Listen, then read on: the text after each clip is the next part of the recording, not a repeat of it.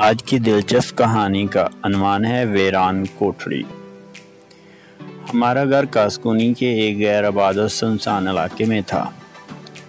وہ 18ویں صدی کی ایک ایسی پرانی حویلی تھی جس کے آگے لمبے لمبے درختوں کی ایک قطار تھی۔ برآمدے کے پاس دوسری منزل کی سیڑھیوں کے کنارے گلاب کا ایک پودا تھا جس کے بارے میں مشہور تھا کہ یہ 100 سال پرانا ہے۔ پہلی منزل کی کھڑکی کے پاس ایک اور بوڑھا درخت تھا جس کی جھکی ہوئی شاخیں دور تک پھیلی ہوئی تھیں۔ اس درخت کے خوشبودار گلاب آج بھی میرے تصور میں ہیں۔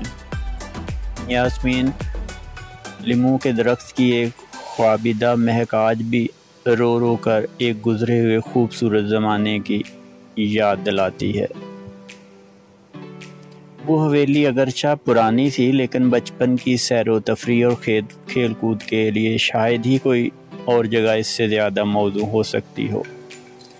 آس پاس پھیلے ہوئے انگوروں کے گوشے ہمارے منتظر، قریب ہی بہتے ہوئے دریا کا منظر اور بیت کے درخت، کھیل کود کے دنوں میں ہمیں اور کیا چاہیے۔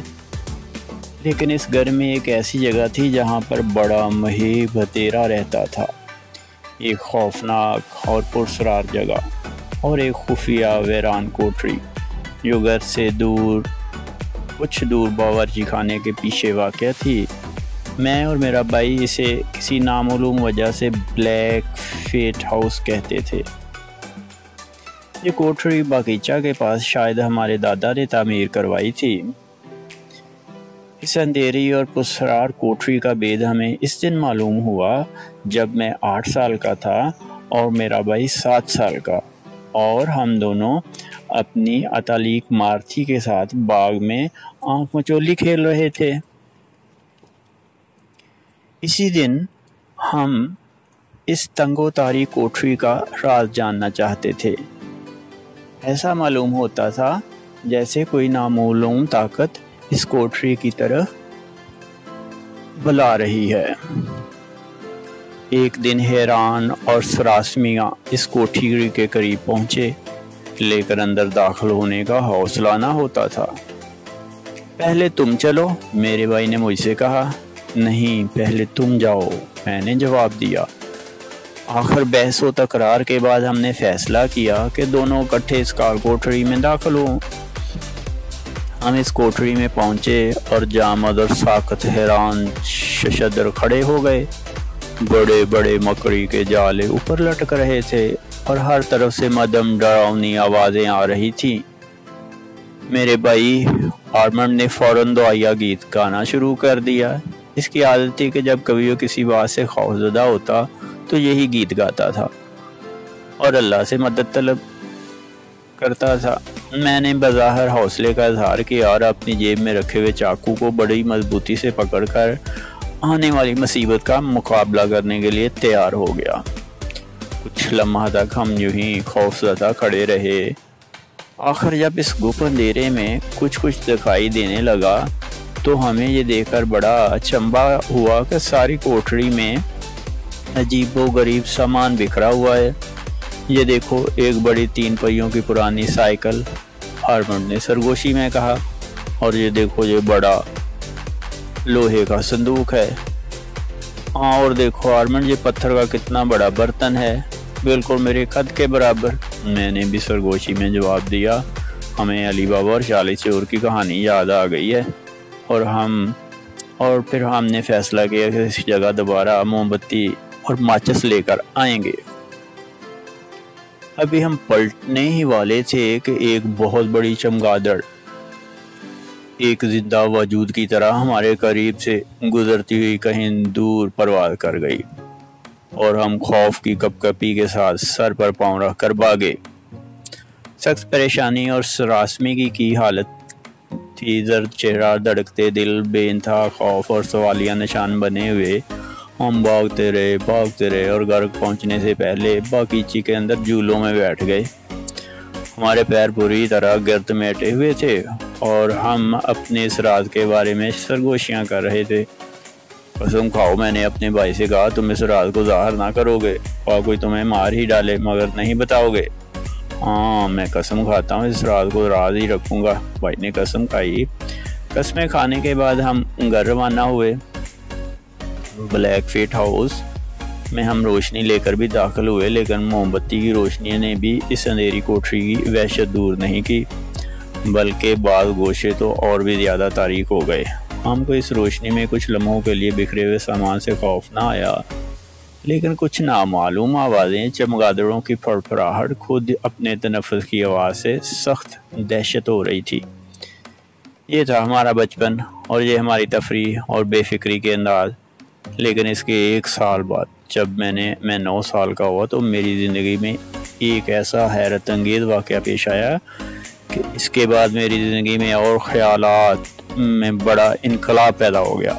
और वो अजीब वाक़या ये था, एक दिन आर्मंड और मैं बागीचा में खेल रहे थे। मेरी मम्मी मेरे पास बड़ी शफ़क़त के साथ आई और हमारे साथ खेलने लगी। कहीं बाहर जाने वाली थी और गाड़ी तैयार थी। मुझे अच्छी तरह याद है कि इस वक्त एक बड़ी और फूलदार किनारी वाला हैट पहनी हुई थी। कुछ लम्हे साथ खेलने के बाद उन्होंने हमें बताया कि हमारी अतालिक मार्थी हमें छोड़कर जाने वाली है और इस जगह ये फरीज़ा एक जर्मन अतालिक संभालेगी।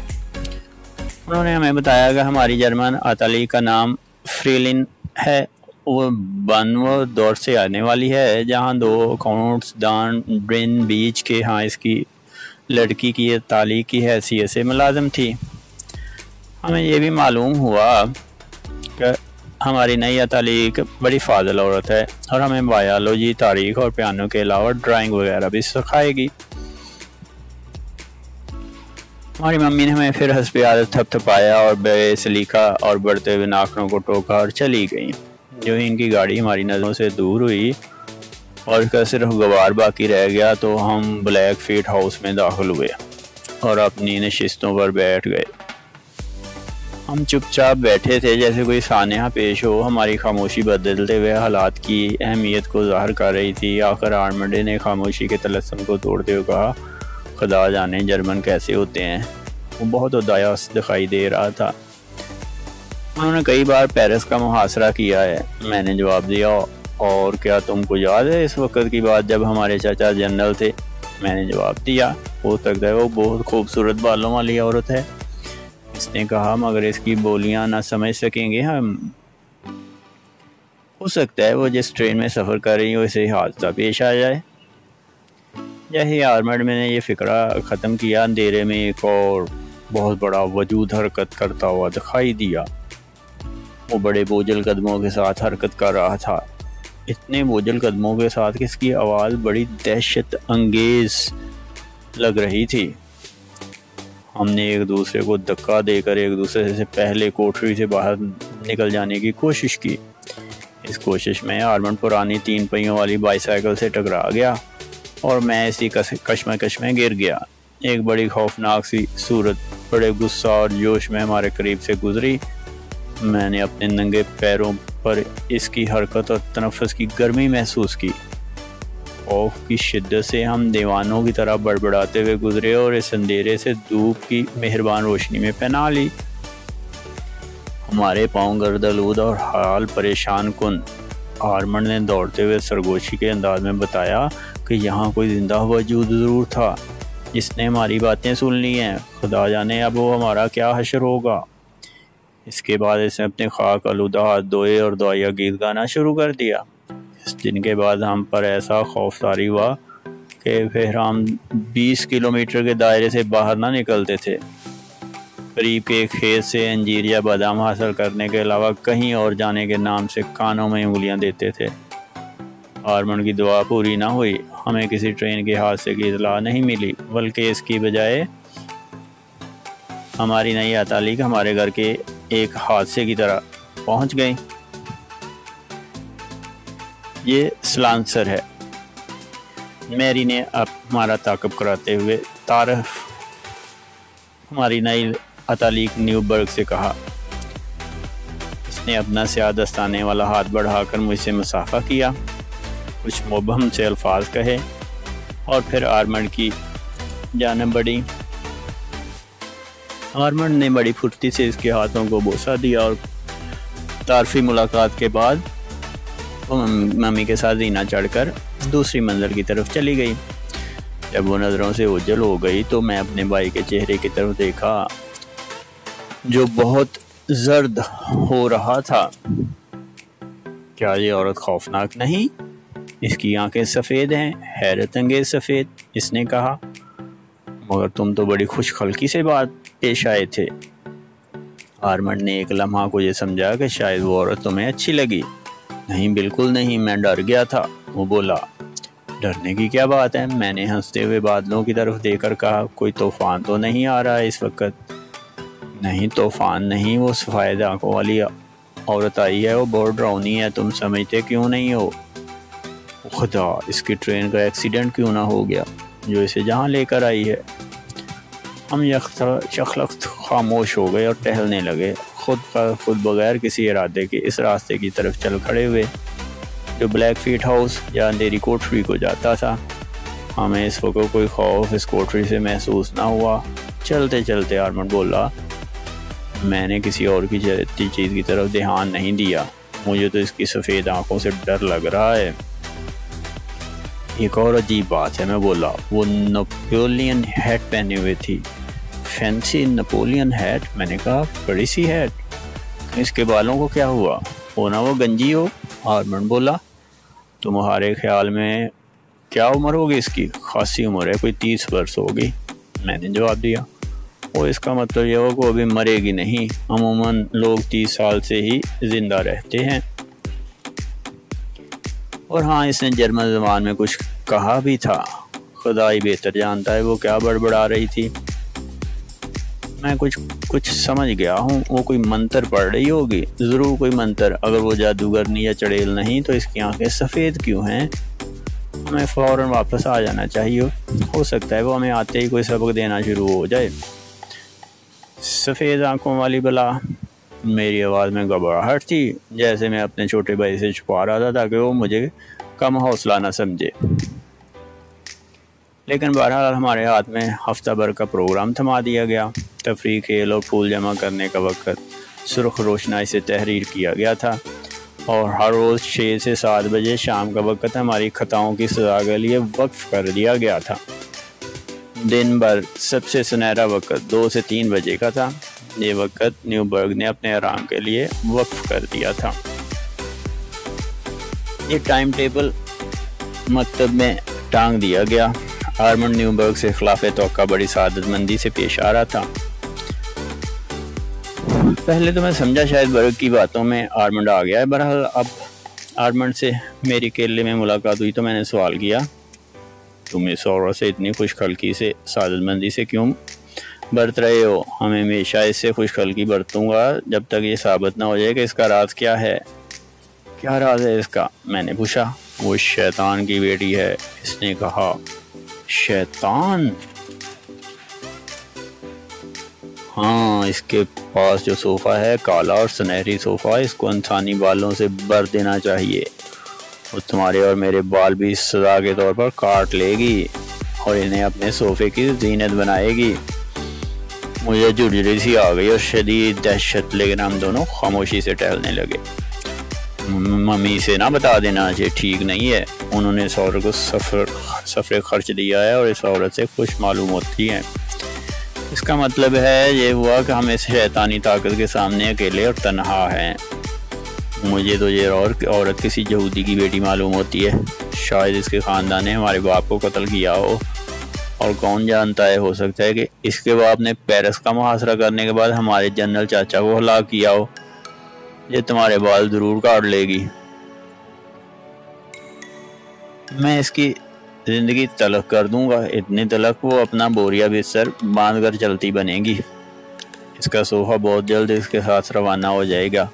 کیا سمجھے؟ سیدھے جرمنی؟ میں نے جواب دیا۔ نہیں، ایسا ہرگز نہیں۔ آرمنڈ کا رنگ فک ہو گیا۔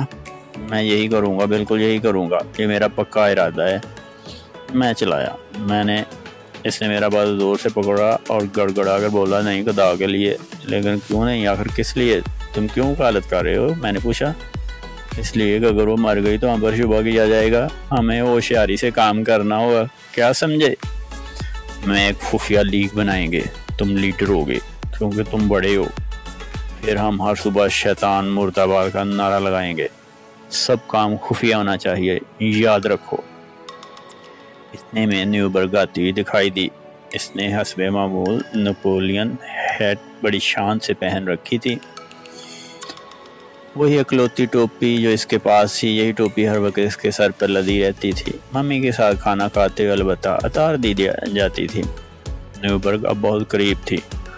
तुम अपने हाथ साफ क्यों नहीं करते? इसने वहीं से मुझे टोका। मैंने सुनी कर दी और एक परिंदा की तरफ देखने लगा जो नगमे अलाप रहा था। हारमन बड़ी फुर्ती से साफ निकल गया। जाओ और अपने बाल ठीक करो, वो कहती हुई गुजर गई। हाँ, सबको मालूम है, पहले अपने सोफे में रखे हुए बालों को देखो। वो जैसे ही गुजरी मैं बड़बड़ाया। इसी दौरान हमें अपनी तालीम के बारे में बहुत सी नई बातें मालूम हुई। इसने हमें जो तालीम दी, इसमें तालीम बराए नाम और कसीदे ज़्यादा होते थे। दिन गुजरते रहे। हारमन ने अपनी नई तालीम से सादतमंदी का रवैया जारी रखा और मैंने तलख बर्ताव में कोई कमी ना आने दी। जैसे जैसे दिन गुजरते गए हालात ख़राब से ख़राबतर होते गए। एक दिन न्यूबर्ग ने पियानो सिखाते हुए बड़ी छड़ी से मेरी मरम्मत कर दी। फिर एक मरतबा इससे मुझे एक लफ्ज़ को 100 मरतबा लिखने की सज़ा दी। सज़ाएं सफ़ेद आंखें और सोफ़ा में इंसानी बात, ये सब बातें तलखी बढ़ाती चली गईं। इस 1 साल के अरसा में बड़ी नाखुशगवार बातें हुई। मम्मी का रवैया वैसे ही था और हमने अपनी मम्मी के रवैये के बारे में बात की। ये बड़ी ख़तरनाक बात है कि वो मम्मी को भी शीशे में उतार चुकी थी। मैंने हारमन से तबादला ख्याल करते हुए कहा, और गरीब मम्मी इस बदरू औरत के बारे में कुछ नहीं जानती। हारमन ने बड़ी मायूसी से जवाब दिया। वो हमारी परेशानी से लापरवाह होकर तारीख का सबक दे रही थी। तारीख से ज़बरदस्ती हलक में डेली जा रही थी और अपनी सफ़ेद आंखों से इस तरह घूर रही थी जैसे ये आदमखोर शेरनी में खाना चाहती हो। मम्मी इस दिन लंच पे नहीं आई, वरना कुछ लम्हों को छुटकारा हो जाता। इन्हें सर का दर्द लाहक था। चनाचा हम न्यूबर्ग की निगरानी में खाना खाते रहे। वो नेपोलियन हैट पहने हुए बड़ी बहुत सी चीज़ें सामने रखे हुए खाना खा रही थी।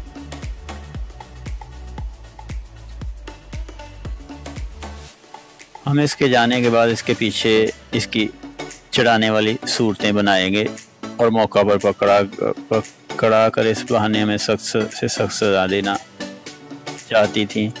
वो जैसे ही दोबारा वापस आई, हम सजा के डर से ऐसे खड़े हो गए जैसे सांप सूंघ गया हो।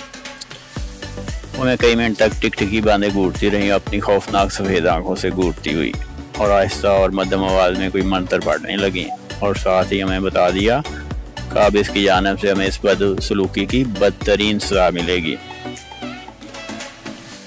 हौसलेदार हारमन ने बहुत ज़ोर से चीकर का हाल तेज तरह में वो दीवारों पर हत्थर मारता और चीखता चलाता, सिसकियां भरता, कुछ नामालूम अल्फाज बोलता रहा। मैंने इसे समझाने की कोशिश की और रब की तलकीन की। तुम नहीं जानती वो कैसी खौफनाक सजा देगी। मैं कुछ समझता हूँ। मैं वो सजा बर्दाश्त ना कर सकूँगा। मैं मर जाना बेहतर समझता हूँ। हाँ, मुझे भी मालूम है वो अब क्या सजा देगी। वो हमें अपनी सफ़ेद आंखों से घूरेगी और हमसे नफरत करेगी। ये एक बड़ी भयानक तस्वीर थी जो मेरे भाई ने खींची। वो तस्वीर एक पर्दा के मंजर की तरह मेरे ज़हन में उभरने लगी, जैसे हारमन और मैं मसलूब और मरदा हूँ और हमारी लाशों के पास स्कूल में न्यूबर्ग बड़े इत्मीनान के साथ खा पी रही हो। ऐसा मालूम होता है सारी कोठरी में एक बेनाम खौफ और दहशत फैल गई है। फिर कहीं बहुत दूर से ये तूफान, हारमन ने बड़ी सरगोशी में जवाब दिया। इतने में एक और गर्ज की आवाज़ खामोशी के तलस्सम को तोड़ती हुई गुजर गई। ये गर्ज निस्बतन ज़्यादा बुलंद थी। हमें फ़ौरन घर जाना चाहिए।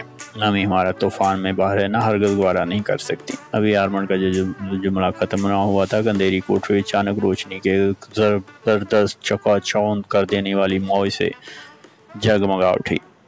साथ ही बादल बड़े ज़ोर से गरजा। ہم نے اپنے کان انگلیوں سے بند کر لیے اور چندیا دینے والی تیز روشنی کی طرف آنکھیں بند کر لیں۔ اس کے بعد بارش شروع ہو گئی اور تیز بارش جس کی زبردست بوچھاڑ کوٹری میں آ رہی تھی۔ بارش کے ساتھ ساتھ طوفان کی مہیب آوازیں بھی سنائی دے رہی تھیں۔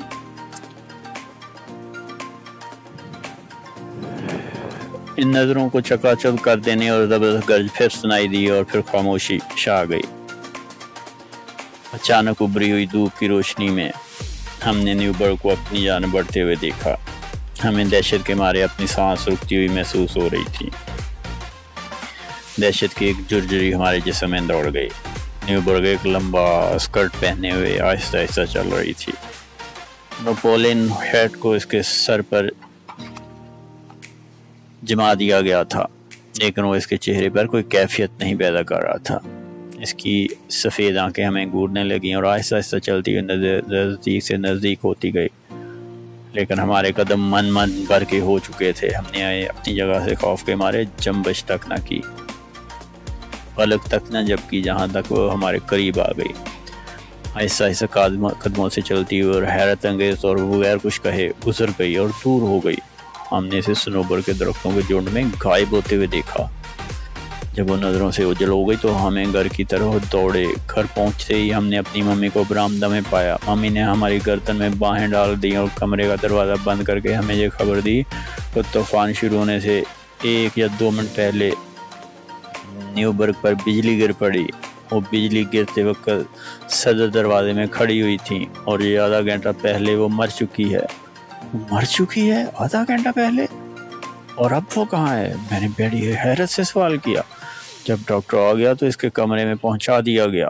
حیرت ہے، سخت حیرت۔ میں نے کہا کیونکہ ہم نے اسے طوفان کے بعد بھی صنوبر کے درختوں کی طرف جاتے ہوئے دیکھا ہے۔ وہ نپولین ہیٹ پہنے ہوئے تھی۔ نہیں ڈارلنگ، وہ نیوبرگ نہیں ہو سکتی، اسے تو بجلی کے پہلے ہی حملہ نے ہلاک کر ڈالا تھا۔ لیکن میں سچ کہہ رہا ہوں، وہ تھی نپولین ہیٹ پہنے ہوئے۔ میں نے دوبارہ کہا، میں نے اسے اچھی طرح دیکھا تھا۔ نہیں، ہارمنڈ نے مداخلت کی، نہیں غلط ہے، وہ ہیٹ پہنے ہوئے نہیں تھی۔ اس وقت میری اور ممی